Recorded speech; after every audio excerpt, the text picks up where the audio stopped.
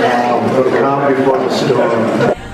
I'll see you in Liechtenstein. Lawsuit, I think, is misguided. In fact, the United States is the only country on the planet that has suggested that XRP is a security. The idea that XRP is a security, it has traded out there for 8 years. You know, it's kind of like, well, if it was a security, I guess we should have known that a long time ago. Welcome back, ladies and gentlemen, to another episode of 24 Hours Crypto. Let's get right into today's video. Very excited to film this one. I'm going to show you exactly why retail investors that are going to be coming into this ecosystem late are going to be paying well over $5 for one XRP. No, they're not going to be paying 50 cents. No, they're not going to be paying $1, $2, $3. They're going to be paying much more than that. And in today's video, I'm going to show you exactly how. Why don't we kind of go back to 2013 first, and let me show you some historical snapshots before XRP takes over Bitcoin. Here we have Bitcoin, Litecoin, XRP.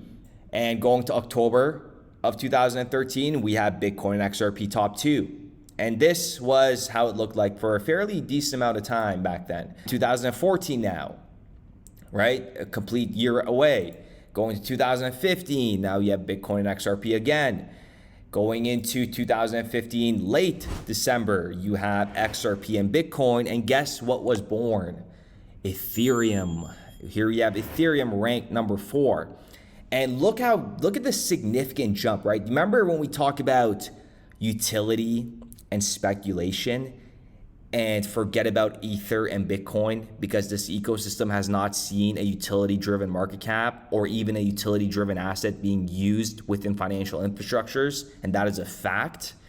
And that was made very clear, and they even know that at Ripple. However, I think as as crypto matures and lives up to its full potential, I think this notion of real world utility will become increasingly more relevant. And how far away the honest answer is, I don't know Bitcoin and Ethereum. Again, I don't know what the driver of value is there. I think, in fact, when you look at Bitcoin, the initial adoption of Bitcoin is all about retail, and that didn't pan out. And suddenly you have millions of people who hold it. They're just going to hold it. So what's become the use case for Bitcoin is just a store of value, and I think that will persist. And somehow they landed on that, and that's maybe going to persist into the future. But XRP, it's really about this very fundamental driver of demand. Yeah. Look at how. Let's just go to 2016 now of January. We have XRP and Bitcoin, and Ethereum is still trying to come up. And are you ready for this? Here we have January 31st, Ethereum is closing up on XRP, and then boom, look at this big jump, okay? This is just talking about speculation and insider trading.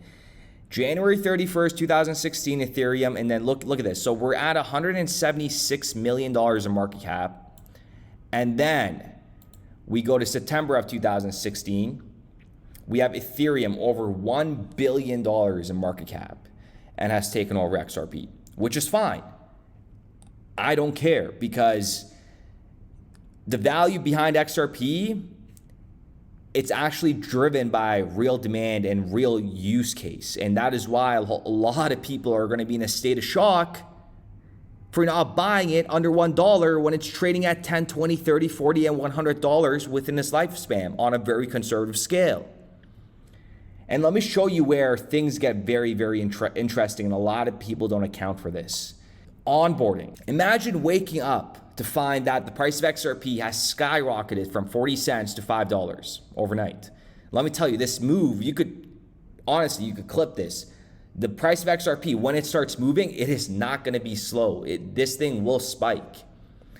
It sounds exciting, right? Going 40 cents to $5 overnight. But for many retail investors, this could be a missed opportunity. XRP's move will be unpredictable, and it will happen suddenly. When it does happen, it will create a sense of urgency among investors, because that's when people are going to be like, wow, this thing just blew past $1.23. What is the real value? How high can it get? And that's when the speculation starts from the other speculative investors. Do you understand this? As soon as the price starts to climb, retail investors will rush to sign up on exchanges. But this is where the first hurdle appears. Signing up for an exchange can take time. Next, there's KYC.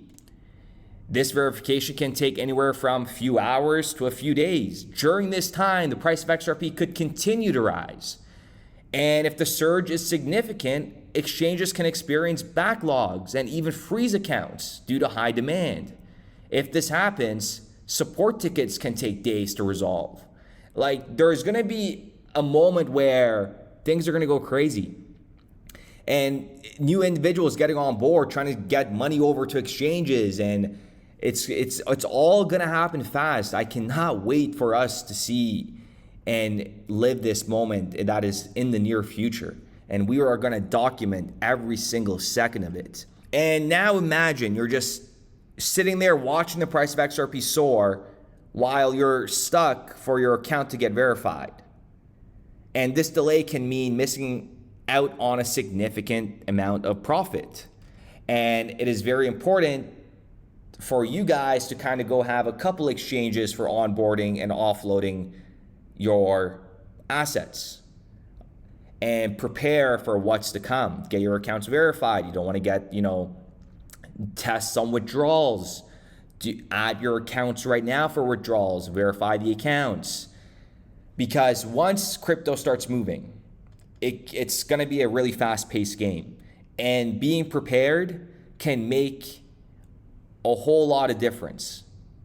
So get everything ready and get prepared for this next move, because a lot of people are not ready for this move. And in yesterday's episode, we talked about, who's actually holding XRP, and there is not a lot of people holding XRP. Let's just say on a conservative scale. This is me being so conservative. Let's say 1% of the world's population holds XRP. That is still a very small percentage. And it's very, very important to understand. And you guys, I feel like you guys all understand now, versus a utility asset and a speculative asset. Just think about it right now. For the past 12 years, where has this ecosystem been? Banks aren't using Ethereum, banks aren't using Bitcoin. No bank is using anything right now, right? The ETFs are coming, but that doesn't do anything for the banks. It doesn't make their infrastructures more efficient. Does this click in for everybody? Let me know. If it does, smash that like button, share this video. Because for the past 13 years, we haven't seen any kind of utility. And once the retail understands between utility and speculative assets, Bitcoin and Ethereum speculative assets, XRP a utility asset, that's when people are going to say, wow, this thing can go absolutely berserk. That's why I say $1,000 XRP isn't crazy. But you guys all know on this channel, since day one, I am the man behind $100, 100%. So whenever you guys hear me say $10, $20, $30, $40 and I stop there, doesn't mean it's not going to go to $100. I'm just not going to bore you me counting my numbers up, right? But it's, again, going back to a matter of if you're, some people are going to sell early. I'm even going to sell some at $5, maybe $3.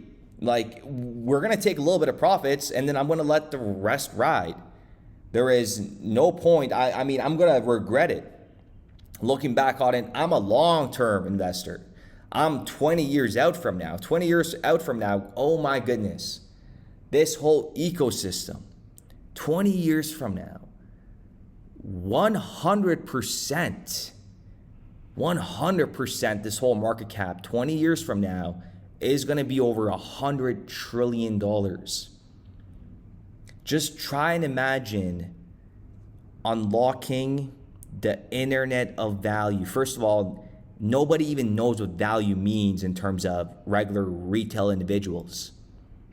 The value being done behind the banks, I feel like people just woke up to it right now because the blockchain is changing banking, and now people are trying to understand what banks do, right? It's a very fascinating time that we're living in. And like I said, we are pioneers. We are at ground zero.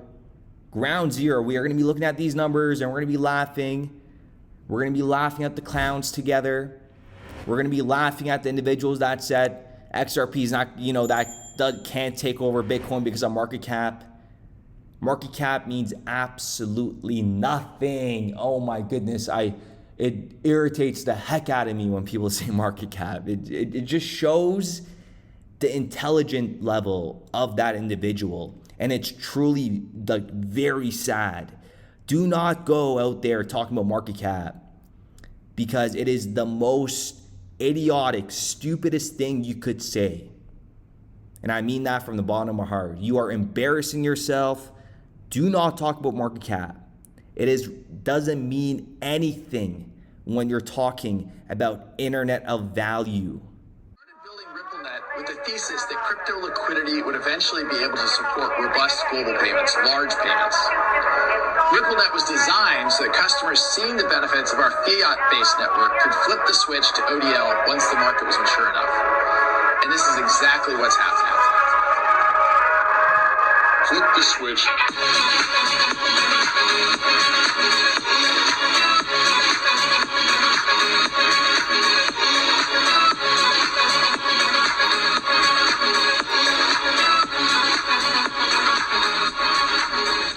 I think what we're building has, it's solving a real problem.